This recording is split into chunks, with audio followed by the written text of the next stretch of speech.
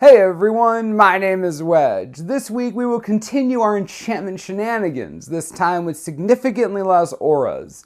Instead of punching you in the face, this deck will play more of a prison style, with multiple unique ways to finish off someone, or everyone. Let's take a look at how dangerous enchantments can actually be. Obzedat Ghost Council is the commander of the deck and honestly is mostly here for the color identity. You're probably asking, why Obzedat? Black-White has very few commanders to begin with, and most of them are functionally the same and revolve around creatures, like Vishkal, Teysa, and Ghost Council of Orzhov. While Teysa Envoy of Ghosts is another suitable commander for this build, we've already done a video for her. Obzedat is not a complete blank as a commander, and we will go over some of the reasons why. As a 5/5 for 5 mana, Obzedat is pretty big and aggressive for a commander, and is capable of piling up damage by itself.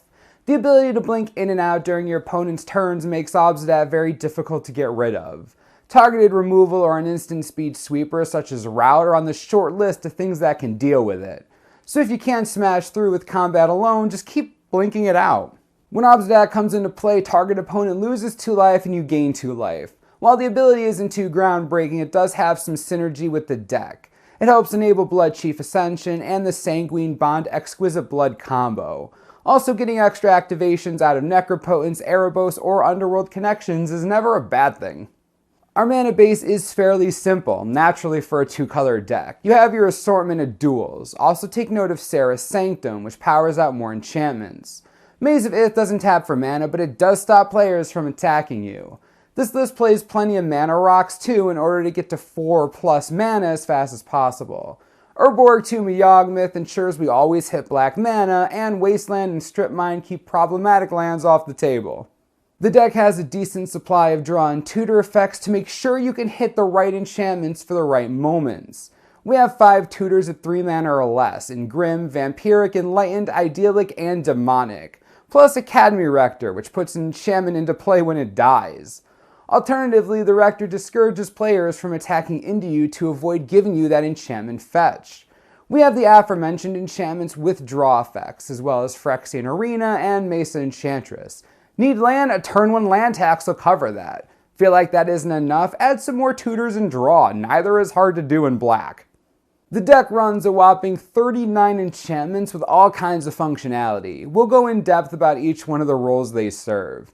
As usual, black and white have no problem removing creatures, and this deck is no different. On the enchantment side, we have Doomwake Giant and its constellation triggers to clear out your opponent's smaller threats. The Abyss slowly picks away at the creatures that remain. Spreading Plague is another under-the-radar card that has a fun synergy with Obzedat. You can keep blinking out Obzedat to blow up the white or black creatures in play. Plague also keeps tribal strategies in check. To play it safe, we added Damnation and Toxic Deluge for additional sweepers. Humility doesn't kill the creatures, it just causes nightmares for all parties involved. Parallax Wave gets its own mention due to its combo with Opalescence, which is similar to the funny tricks you can play with Oblivion Ring. First, put its ability on the stack a few times to exile creatures. Then, since the Parallax Wave itself is a creature due to the Opalescence, use it to exile itself before it resolves to exile the other creatures. The wave leaves play, which sets off its own leaves the battlefield trigger and returns itself. Then the original instance of its ability resolves and exiles the original targets. Since the copy of Parallax Wave that did that is now gone, those creatures stay exiled forever. Then you can restart the whole process until someone kills the wave, in response to its own ability, while it has no more fading counters on it. Meanwhile, no one can stick creatures without Protection Shroud or Hexproof, and you probably won't make any friends either. Targeted removal is another strength of this deck. Enslave, Faith's Fetters, and Prison Term all deal with problematic creatures or permanents, as do Oblivion Ring and Banishing Light. Karmic Justice can dictate how players will play their removal, and help point it away from your enchantments. Aura of Silence can break your opponent's artifacts or enchantments, or simply stop them from being played.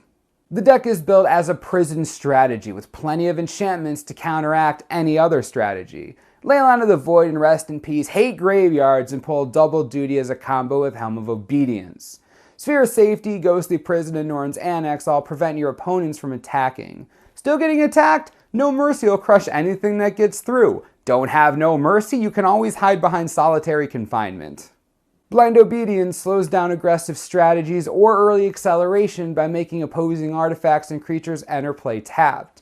Extort is also pretty powerful in multiplayer. Nether Void just stops people from playing cards, period. Adding an additional 3 mana to every spell will grind the game to a halt.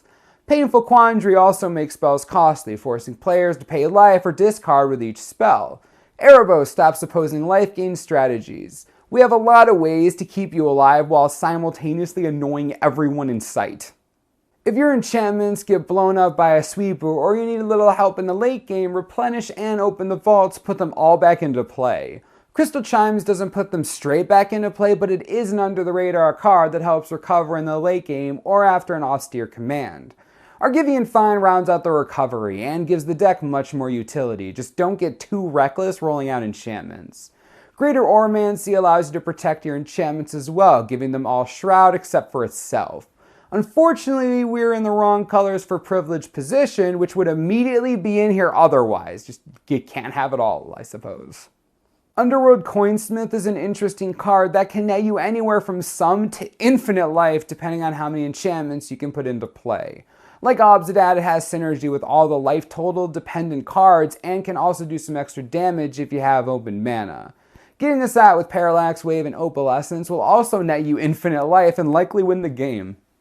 This deck has a lot of ways to win, so let's try something new and name them all in the first ever Command Zone Lightning Round. Go! Put a bunch of fairies into play with Bitter Blossom and kill everyone. Get an active Bloodchief Ascension. Steal the best creatures with Debtors Knell. Combo out with Exquisite Blood and Sanguine Bond. Eat entire libraries with Helm of Obedience and Liline of the Void or Rest in Peace.